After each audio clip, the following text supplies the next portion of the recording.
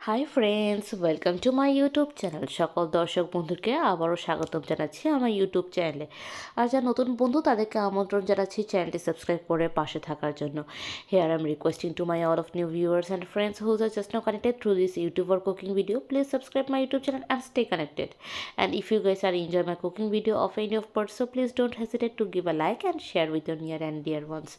আমার রান্না ভিডিও যদি কোনো অংশ আপনাদের ভালো লেগে থাকে সেক্ষেত্রে বিনীত অনুরোধ জানাচ্ছি ভিডিওটি লাইক এবং শেয়ার করে বরাবরের মতো পাশে থাকার জন্য। তো বন্ধুরা, আজকের রেসিপিটা হচ্ছে খুবই সাধারণ এবং খুব গুটি কয়েক উপকরণ দিয়ে মজাদার একটি সর্ষের রুই রেসিপি। তো আশা করি এই সর্ষের রুই রেসিপিটি ভালো লাগবে। আর এখন শীতকালে যে কাঁচা টমেটো আসছে সেই কাঁচা টমেটো দিয়ে আজকে এই সর্ষের রুই রেসিপিটি আপনাদের সামনে পরিবেশন করতে যাচ্ছি। তো কেমন লাগলো অবশ্যই আমাদেরকে জানাবেন, কারণ আপনাদের মন্তব্যগুলো সবসময় আমাদের উৎসাহের কারণ হয়ে থাকে। So please don't hesitate to let us know how you guys enjoy it, because your each and every comments always motivate us to post something different and unique recipe towards you.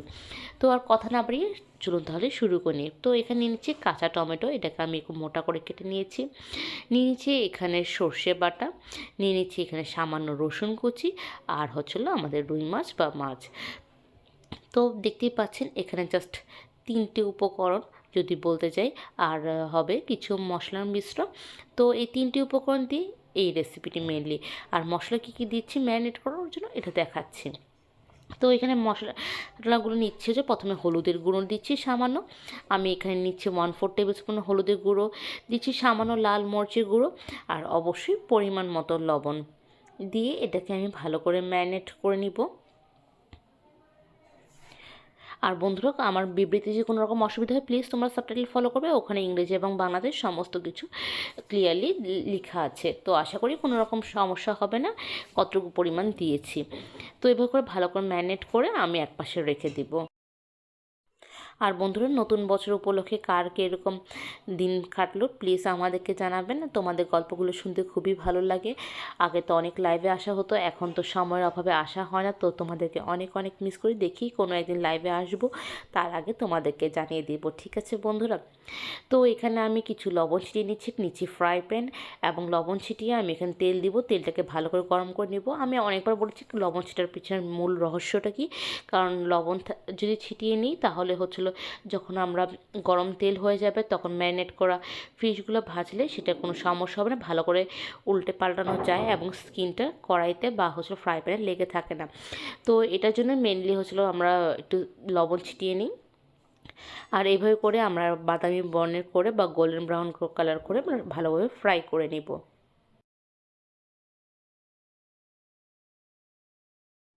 তো এইভাবে করে সবগুলো মাছ প্রতিটি ব্যাচে করে ভেজে নেব। আর এপিট ওপিট করে ভালো করে ভাজা ভাজা হয়ে গেলে আমি একটি আলাদা পাত্রে করে রেখে দেব।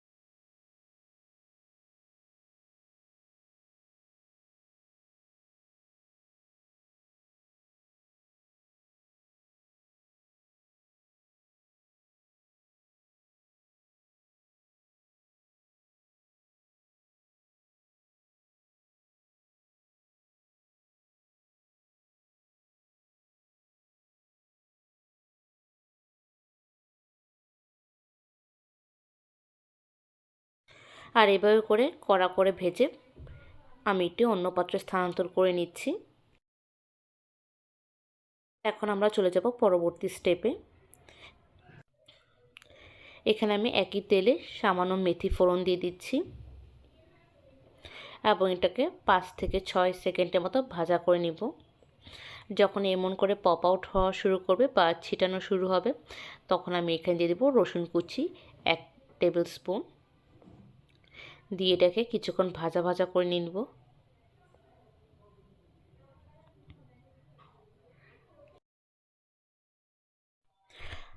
এখানে গোল্ডেন ব্রাউন কালার ভাজা ভাজা হয়ে গেলে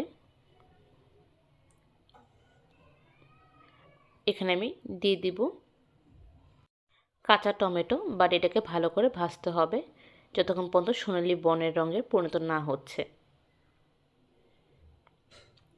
তো আপনারা দৃশ্যে দেখতে পাচ্ছেন এটা অনেকটা বাদামি রঙে হয়ে গেছে, বেশিক্ষণ করলে আবার পুড়ে যাওয়ার সম্ভাবনা থাকে।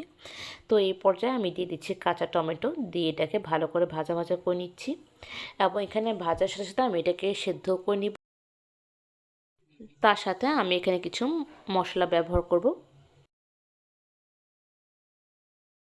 দিয়ে দিচ্ছি প্রথমে সামান্য হলুদের গুঁড়ো, দিয়ে দিচ্ছি সামান্য লাল মরিচের গুঁড়ো,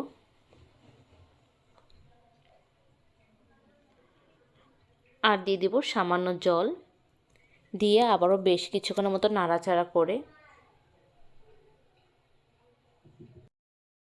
একটু সামান্য ভাজা এবং সেদ্ধ করে নিব।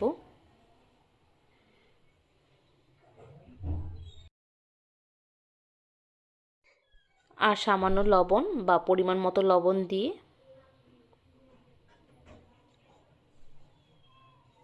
এটাকে কষিয়ে নেব।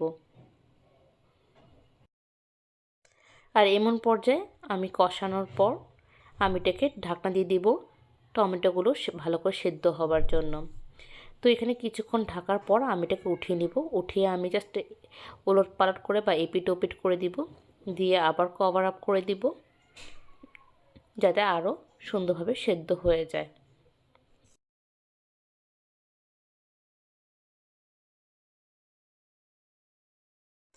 সেদ্ধ হওয়ার পর দেখতে পাচ্ছি যে কাঁচা টমেটোর বর্ণ পুরোপুরি জলপাই রঙের পরিণত হয়ে গেছে। তখন বুঝতে পারবেন যে টমেটোগুলো ভালো করে সেদ্ধ হয়ে গিয়েছে। এমন পর্যায়ে দিয়ে দিচ্ছি সামান্য জল, যেহেতু আমি একটু ঝোল ঝোল আকারে রাখবো তাই আমি এখানে 1 কাপের মতো জল দিয়ে দিচ্ছি। দিয়ে এটাকে ভালো করে নাড়াচাড়া করে নিচ্ছি।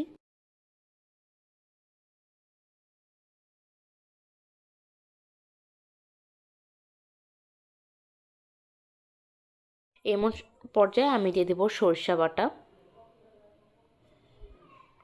দেখতেই পাচ্ছেন আমি অনেক উঁচু করে দিয়েছি, মানে বলতে পারেন আমি এখানে 2 টেবিল স্পুনের মতো সরিষা বাটা দিয়েছি। দিয়ে আপনি ঝোলের মধ্যে একবারে মিশিয়ে ফেলতে পারেন। আর যদি আরও ইজি করতে চান তাহলে আপনারা এখানে আলাদা করে জলের মধ্যে মিশিয়েও করতে পারেন, বা একটু গরম জলের মধ্যে মিশিয়ে আপনারা একবার ঢেলে দিতে পারেন। আর সবসময় এখানে কিন্তু জল হিসেবে, ঝোলের জল হিসেবে গরম জলই ব্যবহার করবেন, এতে ঝোলের স্বাদটা একদম ঠিক থাকে। ঠান্ডা জল দিলে বা সাধারণ জল দিলে সেটা পানসে হবার সম্ভাবনা থাকে। তো এভাবে করে আমি মাঝারি আঁচে কষাতে থাকবো। আর কিছু কাঁচা লঙ্কা দিয়ে দেবো গোটা কয়েক। আর যখন কষাতে কষাতে তখন আমি এখানে সেই ভেজে রাখা মাছগুলোও দিয়ে দেবো।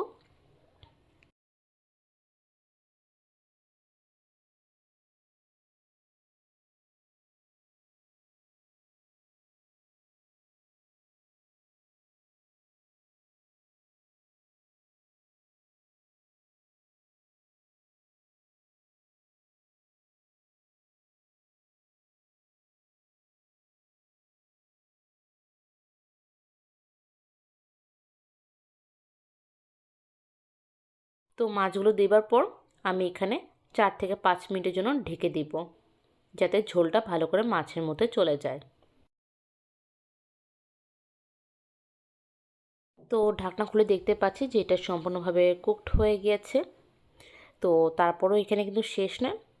আপনারা দেখতেই পাচ্ছেন মাত্র 3টি উপকরণ দিয়ে খুব সাধারণভাবে এবং খুবই সহজ উপকরণ দিয়ে, সহজ উপকরণ মানে 3টি উপকরণই, আর হলো সামান্য হলুদ, মরিচ আর লবণ দিয়ে এই রেসিপিটি হচ্ছে, আর সর্ষে বাটা। তো খুবই ইজিলি হচ্ছে।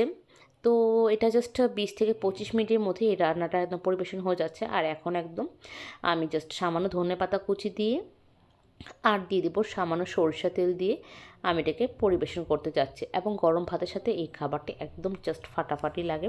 তো শীতকাল মানেই হচ্ছে একটু আলসেমির কাল, অলসতার সময়। তো এমন সময় আমরা চাই একটু ঝটপট একটি রেসিপি। তো এমন ঝটপট একটি রেসিপি যদি পেতে চান তাহলে আপনারা এটা করতে পারেন।